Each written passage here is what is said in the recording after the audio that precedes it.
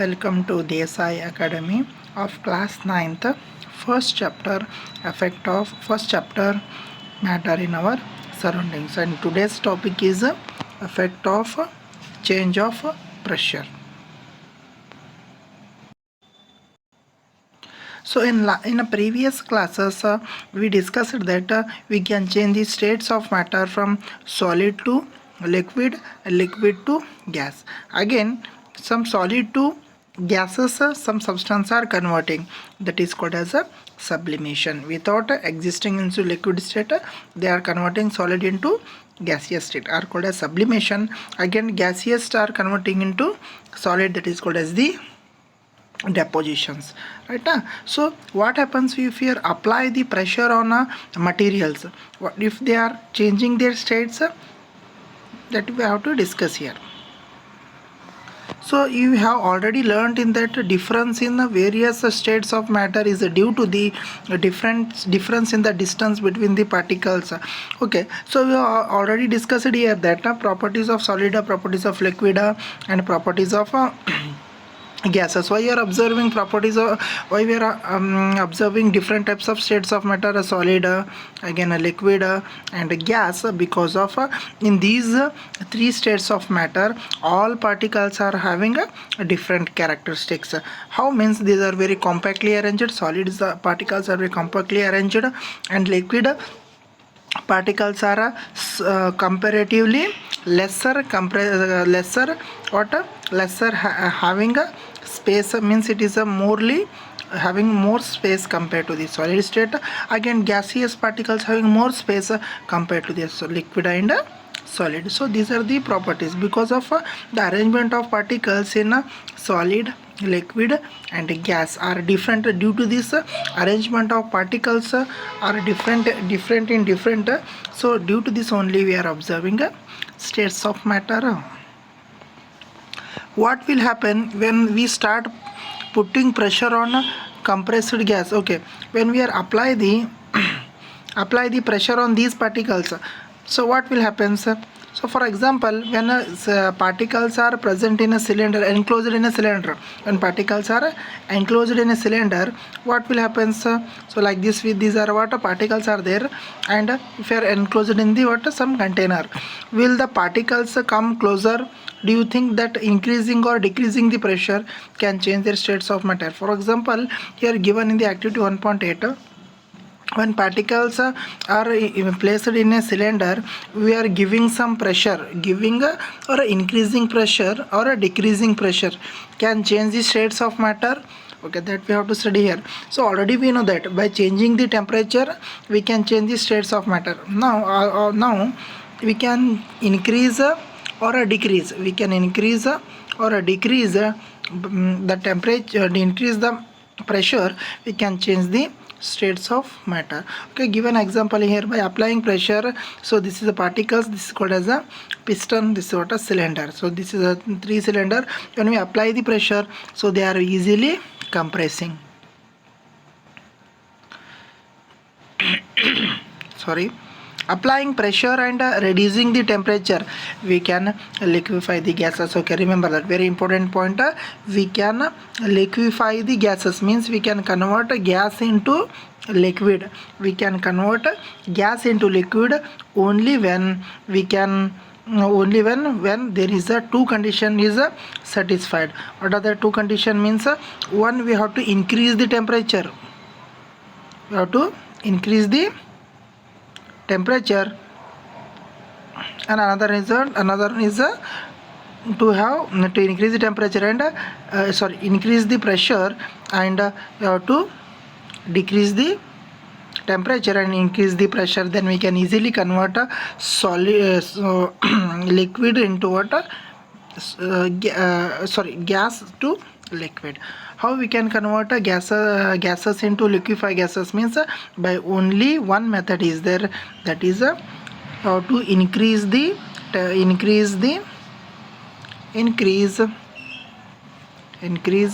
pressure. Remember that by increasing the pressure and decrease, remember that decrease temperature.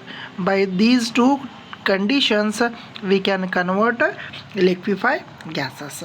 Which two conditions? Increasing the pressure and decreasing the temperature. Which two conditions that help in the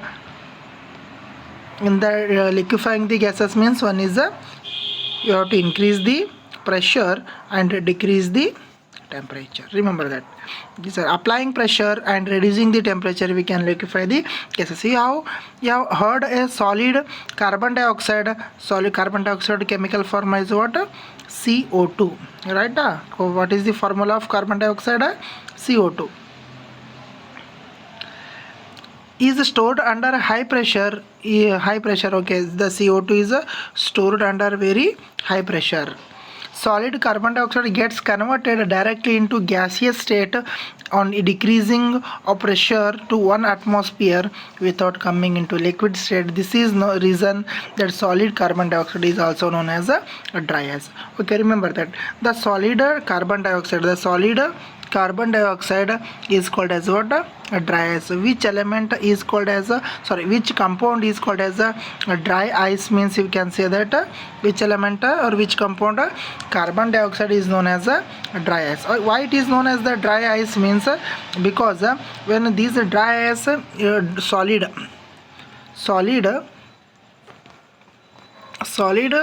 dry ice means what? Carbon dioxide. Solid carbon dioxide is a contact with atmosphere. It is contact with the atmosphere, and it will directly convert solid into gaseous at a decrease in the atmospheric pressure. So that is called as that is why it is converting from solid to directly gaseous state when it is come in contact with the atmosphere. Due to this reason only it is known as what? Dry ice. Okay, very important question. Why they are called as a dry ice means, you can write here from this.